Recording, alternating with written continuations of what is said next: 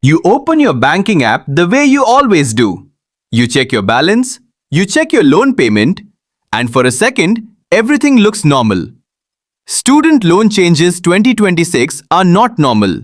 Starting July 1st, the rules that decided your monthly payment for years are being replaced, and millions of borrowers do not know it yet.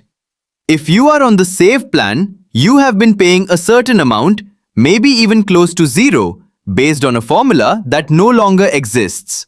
The new RAP plan replaces it. Your payment is recalculated. For many borrowers, that number goes up, not down. But here is what most people never find out. This is not a small policy tweak buried in a government memo. It is the biggest restructuring of federal student debt in decades, and it was built into a much larger bill most borrowers never read. You are about to see exactly how that bill reaches into your bank account, who decided the new rules, and what you can still do before July 1st changes everything. First, the old system worked like this. You borrowed money for school. You enrolled in an income-driven plan. The government calculated your payment based on your income, and if your income was low, your payment could be near zero.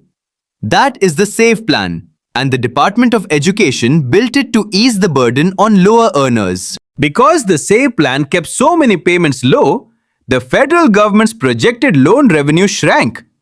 That shortfall is one of the forces behind the new bill. Congress needed a system that collected more, faster.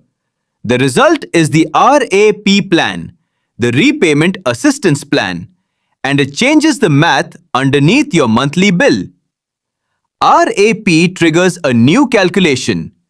Instead of the old income bands, your payment is now based on a fixed percentage of your total income, with a longer repayment window and a higher income flow before any payment drops to zero. That shift is what most borrowers are scrambling to understand right now. Think about a borrower named Maya. She works a steady job earning $64,000 a year. Under Save, her monthly payment was manageable, low enough that she bought a car and signed a lease based on that number. Under RAP, her payment recalculates upward, and she finds out only when her servicer sends the new bill. Maya is not alone. The National Consumer Law Center has tracked thousands of borrowers reporting the same surprise, and Reddit threads from r/student loans are filled with people asking the same question. What is actually due and when? You might be asking why this hits graduate students even harder. Here is the chain. Grad Plus loans, which used to let graduate students borrow up to the full cost of their program, are being eliminated under the new law. Because Grad Plus disappears, graduate students hit a hard borrowing cap. Because of that cap, many cannot cover tuition through federal loans alone. That gap pushes them toward private lenders who charge higher interest with fewer protections. Parent Plus loans face a similar squeeze. New borrowing limits restrict how much a parent can take out for a child's education. Because the cap is lower, some families cannot bridge the gap between financial aid and tuition. That gap becomes a decision point: savings, a second job, or a child taking on private debt instead. Here is the counterintuitive twist. None of this is happening because student debt suddenly became unaffordable to manage the old way. It is happening because the One Big Beautiful Bill Act restructured federal lending to reduce long-term government spending projections. Researchers at the Brookings Institution have noted that policies framed as borrower protection often double as deficit reduction tools. The protection language and the budget math are not separate stories. They are the same policy wearing two different explanations. So what can you actually do before July 1st? First, log into your loan servicer account and confirm which plan you are currently enrolled in. Second, run the RAP calculation yourself using the Department of Education's repayment estimator. Because your servicer's default number is not always the lowest legal option. Third, if you are within reach of public service loan forgiveness, confirm your qualifying payment count now.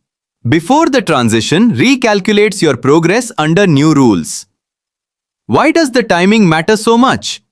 Because every week you wait without confirming your plan is a week your servicer can default you into whichever option is administratively easiest for them, not financially best for you. This is not abstract policy.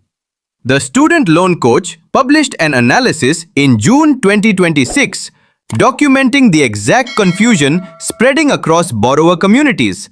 The same confusion you may be feeling right now, scrolling through fine print that was clearly not written for a calm reading on a Tuesday night. Picture Maya again.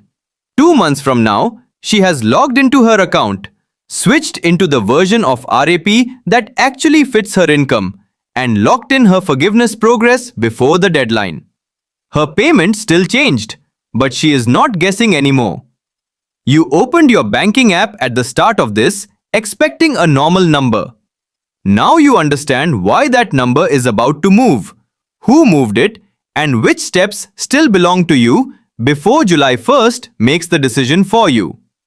The balance on your screen has not changed yet. What you do with the next 12 days is what decides whether it changes on your terms or someone else's.